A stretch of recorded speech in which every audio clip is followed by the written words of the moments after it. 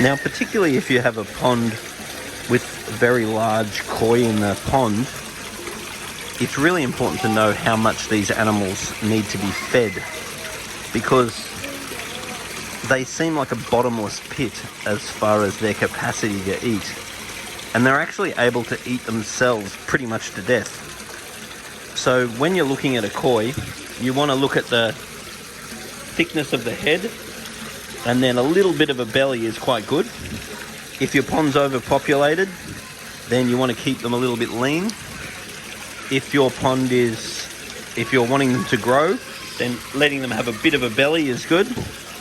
But what you don't ever want is to go from the head down, because that means that that's too skinny. For example, this guy is a bit on the skinny side. This guy's pretty well right. And then the other thing is what you feed them. Some foods are far cleaner than other foods. If you go for foods like Spectrum's probiotics, it is unbelievable how clean it is. Because not only is the food a very clean food, but the good bacteria that's in the food means that when the fish poo, the bacteria in the poo eats the poo. So this is not the cheapest option as far as feeding your koi is concerned, but it's definitely the cleanest.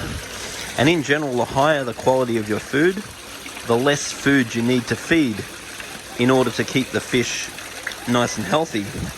The other thing to be aware of is summer versus winter. Fish really don't need to eat much in winter, and then you really want to feed them a lot better in summer. So the idea is just have a look at the fish, make sure they've got a bit of a belly to them, make sure it doesn't go in, and also make sure it's not too fat. In summer, I tend to feed my fish about 3 times a week. In winter, I'm probably lucky to feed them once a week. They just don't need anywhere near the volume of food in winter. And don't ever fall victim to them making you think they're starving, because they're never starved. They're not starving unless you allow them to be emaciated. Providing that their body condition is good, then you're feeding them enough. But they'll try to give you the best puppy dog eyes they can to get you to feed them all day, every day.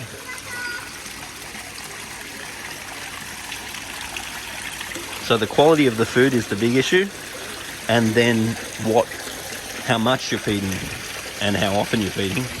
And all that matters is you want a nice healthy looking fish like this.